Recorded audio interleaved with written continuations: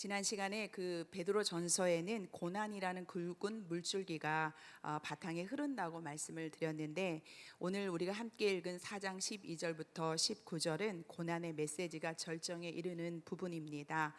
베드로 사도는 고난 받는 것이 복이라고 말씀하면서 악을 악으로 욕을 욕으로 갚지 말고 도리어 복을 빌어주라고 당부했습니다. 그런데 오늘 본문에서는 이 강도를 조금 더 높여서 고난을 불시험이라고 말하면서 고난을 즐거워하고 기뻐하라고 말씀하고 있습니다. 고난이 어떻게 즐거운 일이겠습니까? 그리고 고난을 어떻게 우리가 기뻐할 수 있겠습니까? 그저 고난이 찾아오면 묵묵히 인내하고 그리고 견뎌내는 것도 사실 대단한 일인데, 불을 통과하는 이 불시험 속에서 즐거워하고 기뻐하는 것은 사람의 한계를 뛰어넘는 일입니다. 그런데 이 불시험 중에도 고난을 피하지 않고 기뻐했던 믿음의 선진들이 참 많습니다. 1989년 7월 13일에 발행된 독일 우표가 있습니다. 그 중에 폴 로버트 슈나이더 목사님의 그 얼굴이 담긴 그 우표가 발행됐습니다. 폴 슈나이더 목사님은 나치에 의해 순교당한 개신교 목사님 첫 번째 목사님이었는데 41살의 나이로 스트로판틴이라는 독극물 주사를 맞고 순교했습니다.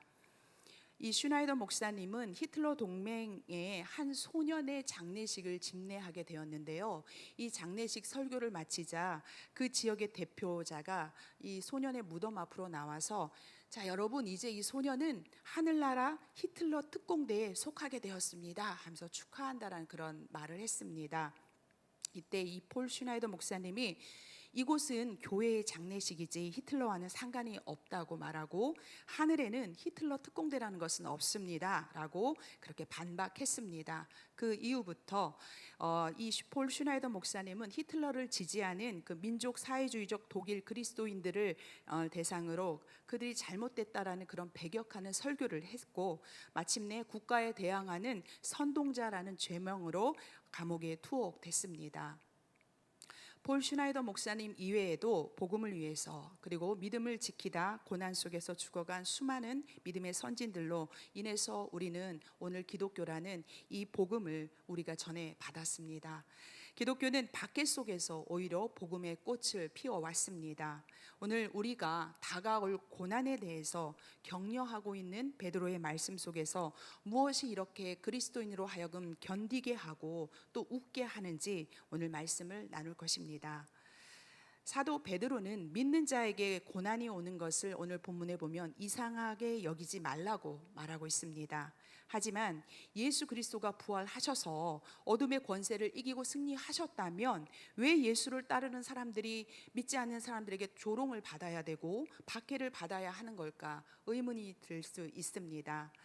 하나님 나라에 우리는 거룩한 백성이고 그리고 왕 같은 제사장이라면 더 큰 특권을 누려야 되는데 고난을 받는다는 게 이상하게 생각될 수 있습니다. 그럼에도 사도는 믿는 자의 고난을 이상하게 여기지 말라고 말합니다.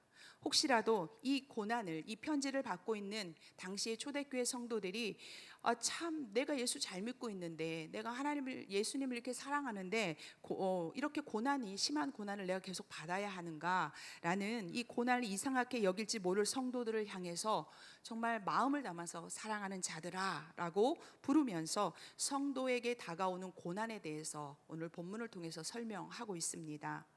4장 12절과 13절은 성도가 당하는 고난에는 두 가지 의미가 있다고 말하고 있습니다. 첫째는 성도가 의를 위해 고난당하는 것은 그리스도의 고난에 참여하는 것이다. 그리고 둘째는 의를 위한 고난을 통해 성도는 연단되어지는 것이라고 말하고 있습니다. 우리 12절과 13절을 한 절씩 교독하도록 하겠습니다. 제가 12절을 읽겠습니다. 사랑하는 자들아, 너희를 연단하려고 오는 불시험을 이상한 일 당하는 것 같이 이상히 여기지 말고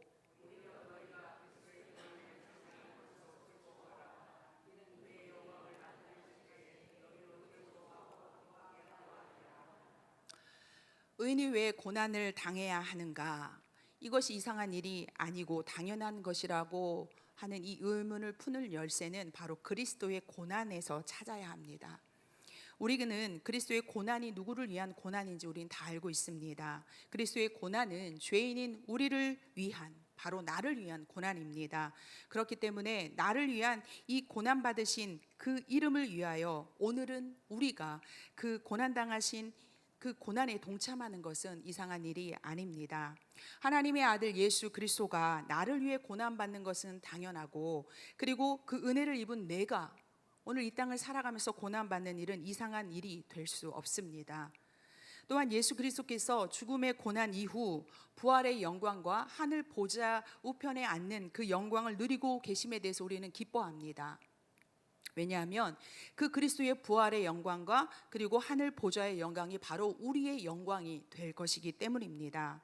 그렇다면 예수 그리스도의 고난으로 인해서 구원이라는 값진 선물을 받은 우리들이 우리 육체의 고난은 패스하고 주님이 누리시는 그 영광의 그 부활의 영광만 누린다는 것은 욕심이고, 그리고 오히려 이러한 생각이 당연하지 않은 이상한 것이라고 말씀드릴 수 있습니다. 그리스도의 고난에 참여하지 않는 자는 그리스도의 영광도 누릴 자격이 없기 때문입니다.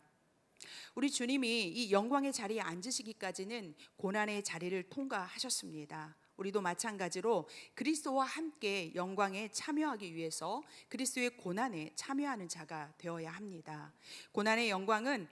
고난과 영광은 따로 떨어뜨릴 수 없는 동전의 양면과 같은 것입니다. 그러하기에 그리스도의 고난에 참여할 때 우리는 즐거워할 수 있어야 합니다. 현재의 고난은 눈물 나고 참으로 고통스럽고 힘든 일이지만 장차 우리가 누리게 될 그 영광은 현재의 고난과 비교할 수 없기 때문입니다. 영광과 승리가 보장되지 않은 고난을 우리가 겪고 있다면 절망이고 정말 고통스럽겠지만 그리스도의 이 고난 뒤에는 하나님께서 예비하신 그러한 영광이 있기 때문에 이 사실을 아는 성도는 오늘의 고난을 감당하며 기뻐할 수 있어야 합니다. 우리에게 허락된 고난은 장차 우리에게 즐거움과 기쁨을 주기 위해 허락된, 하나님이 우리에게 허락해 주신 고난이기 때문입니다. 그리고 성도에게 오는 불시험은 우리를 하나님의 사랑으로 만들어가는 연단의 도구입니다. 예수를 그리스도로 영접한 이후에도 우리 속에는 육신에 속한 것들을 버리지 못한 채 우리는 살아가고 있습니다. 베드로전서에서 말하는 그 음란과 정욕, 술 취함과 그리고 방탕, 향락과 우상 숭배와 같이 정말 우리를 하나님과 멀어지게 하는 이 옛습관은 여전히 우리 성도들의 삶을 방해합니다. 이러한 육체의 정욕들은 사탄이 우리에게 심어놓은 것들로 우리의 결단 그리고 노력으로 이게 쉽게 버려지지 않습니다. 고난이라는 이 역경을 통해서 하나씩 끊어지고 그렇게 하나씩 떨어져 나가게 됩니다. 성경은요, 우리의 믿음을 금의 비유를 많이 하는데요, 99%의 순도의 금을 얻기 위해서는 약 1000도가 넘는 불에서 달궈져야 불순물이 제거가 됩니다.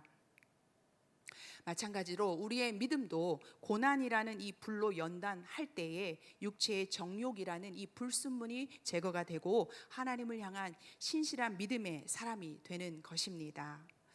사실 이 고난은요, 가까이 하고 싶지 않고 피하고 싶은 것이지만 하나님께서 우리를 연단하시기 위해서 고난을 사용하신다라는 사실입니다. 지금 고난 속에 계시다면, 그리고 앞으로 고난을 당하게 된다면 너무나 힘들고 어렵겠지만 지금 내가 겪고 있는 고난은 하나님이 나를 버려서가 아니라 나를 사랑하시기 때문에 허락하신 것을 잊지 마시기 바랍니다. 고난은 하나님께서 사용하시는 것임을 우리가 알게 될 때 고난 속에서도 소망을 찾고 우리가 오히려 즐거워하고 기뻐할 수 있게 될 것입니다. 우리의 이성으로는 고난을 즐거워할 수 없습니다. 하지만 이 고난의 유익을 알게 되면 고난을 당연한 것으로 알고 오히려 기뻐하고 즐거워하라는 이 베드로 사도의 말씀에 우리는 동의할 수 있을 것입니다. 정금과 같은 믿음을 사모하는 성도라면 고난을 당연한 것으로 여기고, 그리고 그리스도의 고난에 동참하는 것은 나를 기꺼이 정말 위해서 고난 당하신 나를 위한 그 예수님의 고난에 동참하는 것이기 때문에 우리가 오히려 거기에 포커스를 맞추고 감사할 수 있게 될 것입니다. 저와 여러분이 이 고난이 주는 이 유익을 알고 사도 베드로의 이 권면처럼 고난을 기쁨과 즐거움으로 받아들이고 또 그것을 그렇게 살아낼 수 있는 그런 믿음의 사람 되기를 축복합니다. 우리가 예수 이름 때문에 손해 보고요, 그리고 예수 믿는 것 때문에 무시를 당할 때 혼자라고 생각하지 마시기 바랍니다.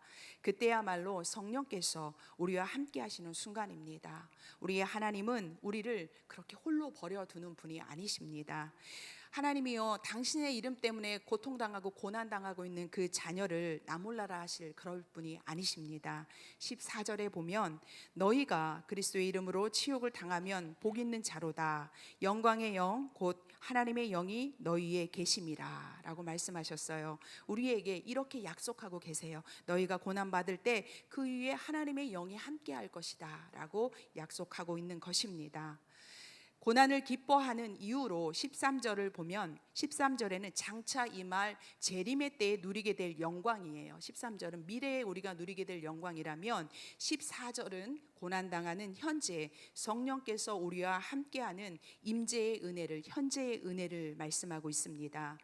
기독교는요, 죽어서 정말 천국에서 누리는 그런 천국에서만 누리는 그런 천국의 소망을 두는 그런 기독교가 아닙니다. 장차 올 미래에 대한 소망이 우리를 정말 살아갈 용기와 우리를 희망차게 하지만 오늘 이 시간 현재에도 성령께서 우리의 삶 한가운데에 내주하시는 그런 실제가 있음을 우리를 기쁘게 합니다.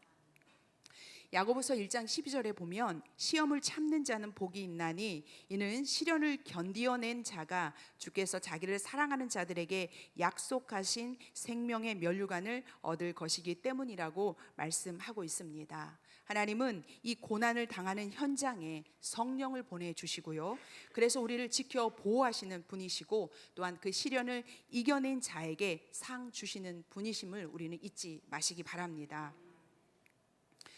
어떤 성도님들을 보면 삶의 어려움이 찾아오면 부끄러워하시는 분들을 종종 많이 만났습니다.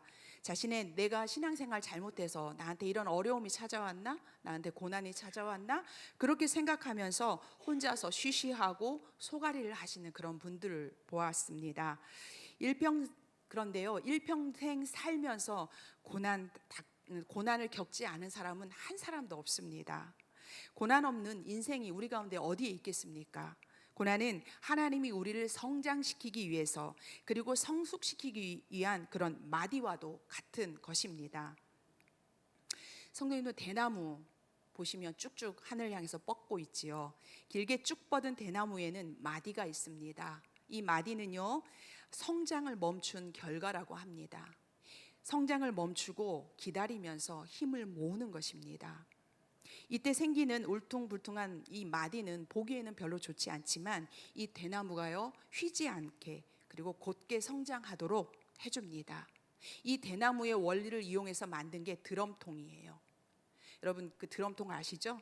그 드럼통은 처음에는 그냥 매끈하게 만들었다고 합니다. 그런데요, 이 약간의 충격을 주거나 조금만 굴려도 이 쉽게 부서지는 거예요. 여기에다가 대나무의 그 마디의 원리를 적용을 했더니 이 강도가요 4배나 강해졌다고 합니다. 우리 다 같이요, 우리 4장 16절을 한번 읽어보도록 하겠습니다. 4장 16절 함께 읽겠습니다. 만일 그리스도인으로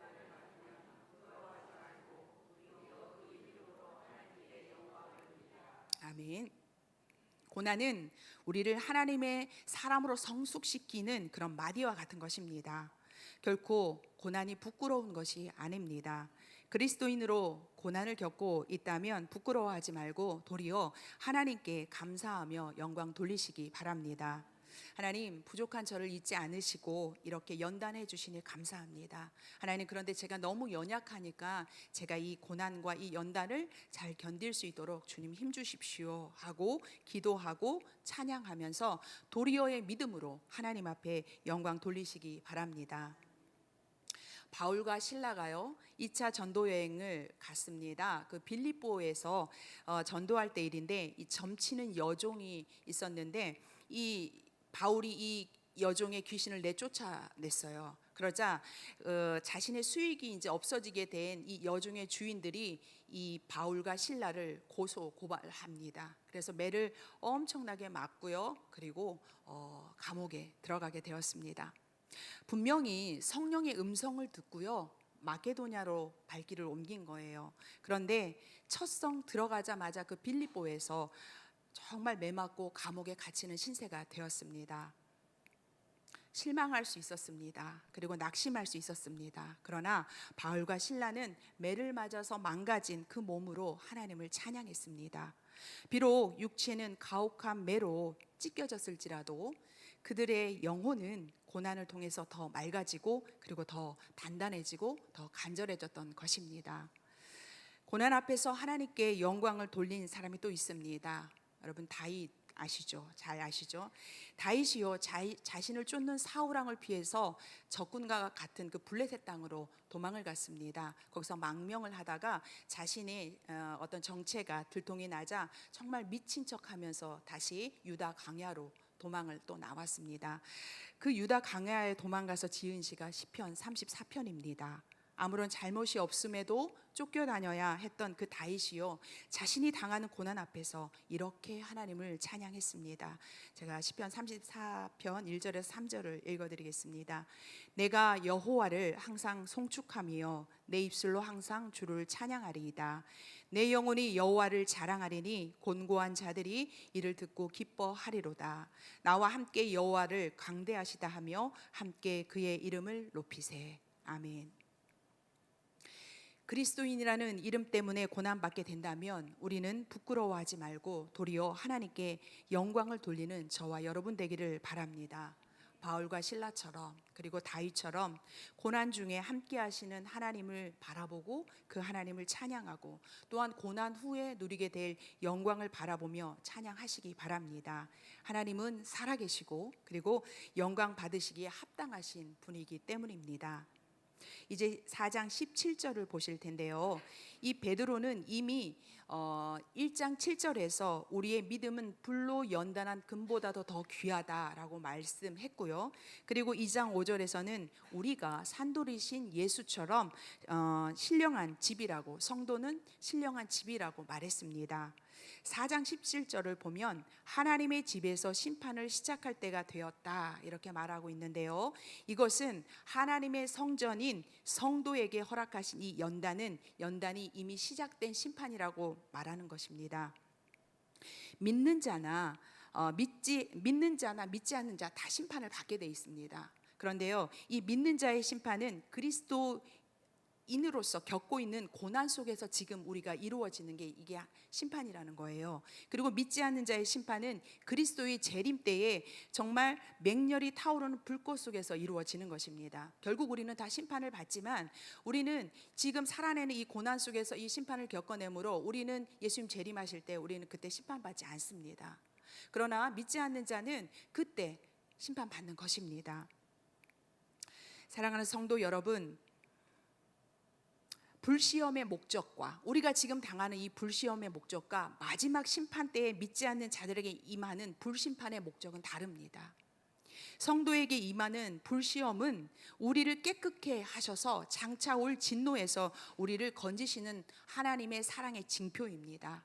그런데요, 마지막 때에 믿지 않는 자들이 당하는 그 불심판은 죄로 물든 영혼에 대한 징계의 표징입니다. 그리스도인으로서 당하는 시험과 고난을 우리는 이겨내야 합니다.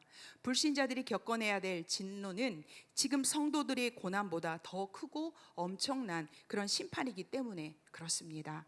우리가 고난을 통해서 연단되고 성숙되어지지 않으면 마지막 심판 때 앞에 우리가 또다시 서야 할지 모릅니다. 평생요 복음을 향해서 자신의 모든 것을 다 내던지고 달려갔던 바울이 이런 고백을 합니다. 내가 내 몸을 쳐 복종하게 함은 내가 남에게 전파한 후에 자신이 도리어 버림을 당할까 두려워함이로다. 바울이요, 내가 아무리 복음을 전해서 수많은 사람들이 예수를 믿고 구원을 받는다 하더라도 혹시라도 내가 그 구원에 이르지 못할까 두렵다고 말하고 있는 것입니다. 그리스도의 구원에서 제외될까 두려워서 내게 닥친 이 고난, 얼마나 바울이 고난을 많이 받았습니까? 내가 구원에서 제외될까 봐 이 고난을 내 몸을 쳐서 복종한다라는 이 바울의 겸손과 두려움이 바로 우리의 두려움이 되어야 할 것입니다. 여러분은 무엇으로 여러분의 구원을 확신하십니까? 오늘 내가 구원을 나 구원 오늘 밤에 죽어도 내가 구원받을 수 있어 라고 장담할지라도 내게 닥친 고난에 나를 쳐서 복종하지 못한다면 마지막 심판 때에 우리가 불신자들과 함께 정말 서지 않으리라고 우리가 어떻게 장담할 수 있겠습니까? 이제 마지막 절인 4장 19절을 우리가 한번 다 같이 읽도록 하겠습니다. 함께 읽겠습니다. 그러므로 하나님의 뜻대로 고난을 받는 자들은 또한 선을 행하는 가운데에 그 영혼을 미쁘신 창조주께 의탁할지어다. 아멘. 우리는 우리의 구원을 두렵고 떨리는 마음으로 준비해야 합니다. 그리스도인으로 받아야 할 고난이 우리에게 임할 때에 우리는 우리의 영혼을 창조주 하나님께 의탁해야 합니다. 예수님은요 자신이 십자가에서 그 고난을 당하실 때 자신의 모든 전부를 하나님께 의탁하셨습니다. 하나님의 뜻을 이루기 위해 고난 받으셨고 그리고 그 모든 고난의 목적을 하나님께 정말 의탁하셨습니다. 하나님의 아들 예수 그리스도께서 자신을 전적으로 하나님께 맡기셨다면 하물며 우리는 어떻겠습니까? 신약 성경에서요 하나님을 창조주라고 부른 곳은 오늘 본문 4장 19절 밖에 없습니다. 창조주께 의탁할지어다 이렇게 말하고 있는데요, 하나님은요 우리를 지으신 생명의 주관자시고요 그리고 믿을 만한 그런 미쁘신 분이십니다. 그러므로 성도는 하나님이 우리를 향한 계획을 갖고 계심에 확실히 그 사실을 확실히 믿어야 하고 그리고 고난을 당할 때에 우리의 영혼을 하나님께 전적으로 의탁해야 합니다. 베드로는 하나님께 우리의 영혼을 의탁할 때도 선을 행하라고 당부하고 있습니다. 의탁한다는 것은 우리가 받은 이 고난을 하나님께 피하라는 것만은 아닙니다. 하나님의 뜻대로 이 받는 고난 중에도 불신자들에게 믿지 않는 자들에게 우리가 선을 행할 수 있도록 주님 나를 맡기는 겁니다. 고난의 순간까지 이렇게 복음 전파의 기회를 얻기 위해 선을 행하라는 정말 사도 베드로의 진심이 담긴 말입니다. 계속 베드로는 고난 중에도 힘들어도 너희들이 믿음을 지키면서 선을 행하라고 복음 전파의 기회로 삼으라고 계속 당부하고 있습니다. 저는 베드로전서 설교를 준비하면서 제일 어려웠던 부분이 바로 오늘 본문이었어요. 닥쳐진 고난 그리고 닥쳐올 고난에 대해 자신의 사랑하는 성도들을 향해서 진심을 다해 고난의 의미를 이야기하면서 즐거워하고 기뻐하라고 말하는 이 사도의 당부 앞에서 베드로가 말하는 이 고난의 깊이를 느낄 수가 없는 거예요. 그래서 참 고민스러웠습니다.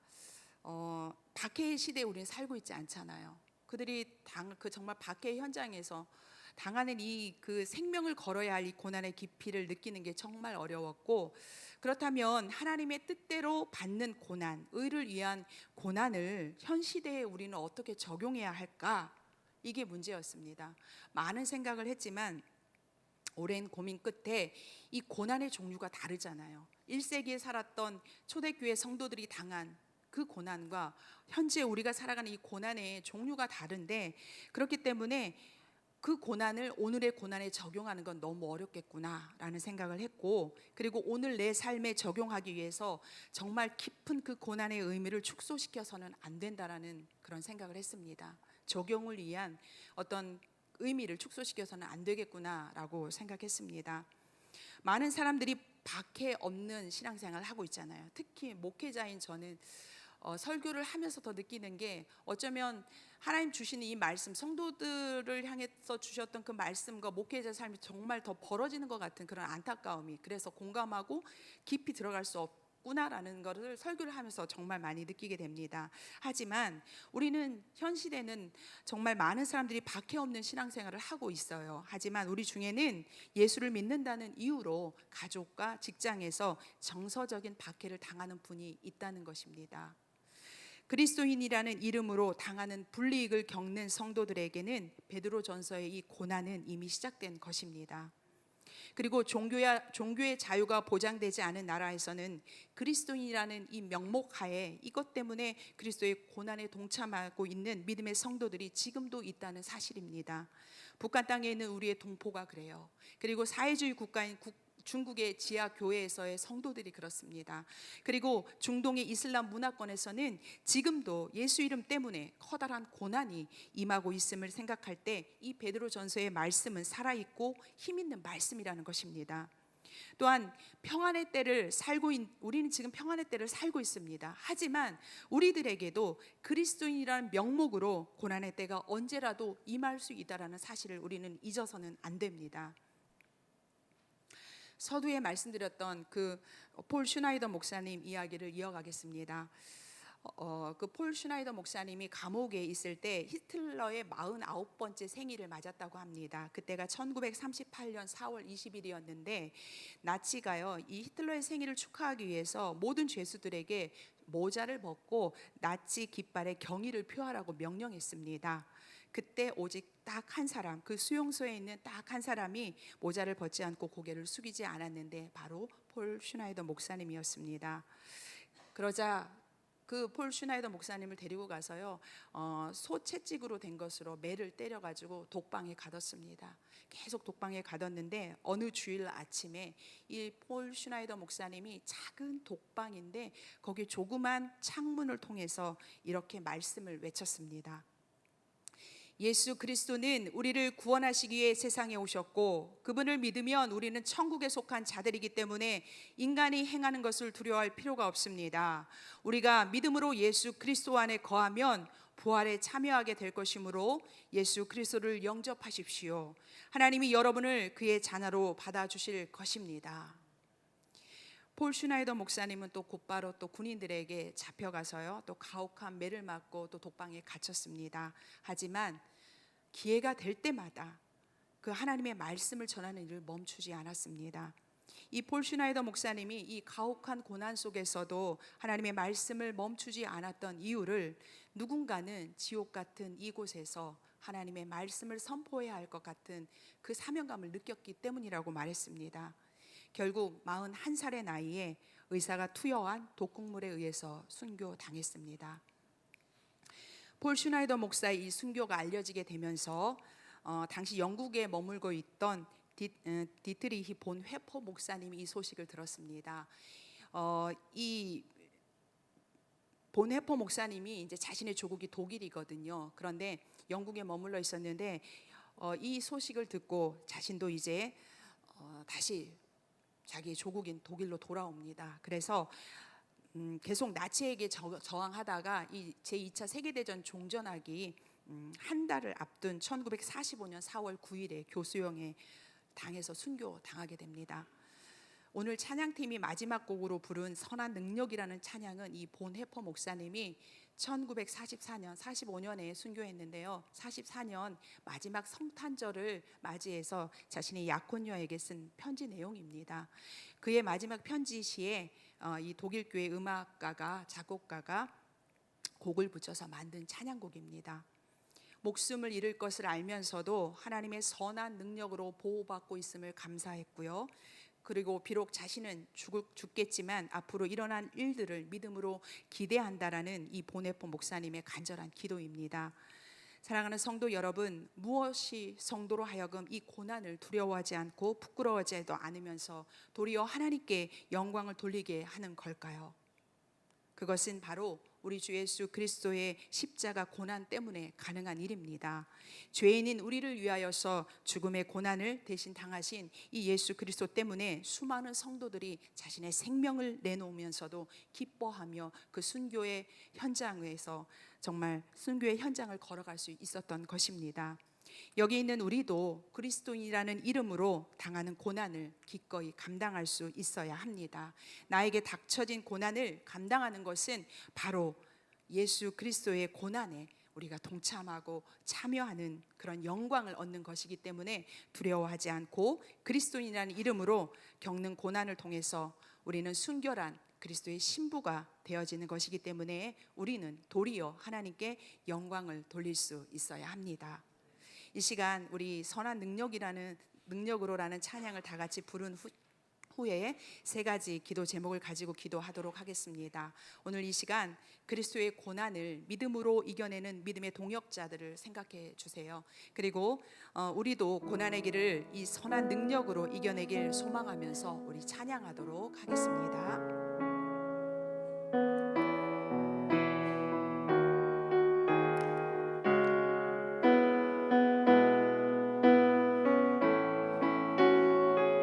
주 선한 능력으로 안으시네.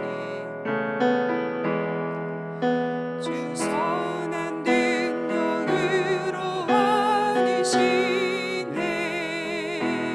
그 크신 팔로 날 붙드시네.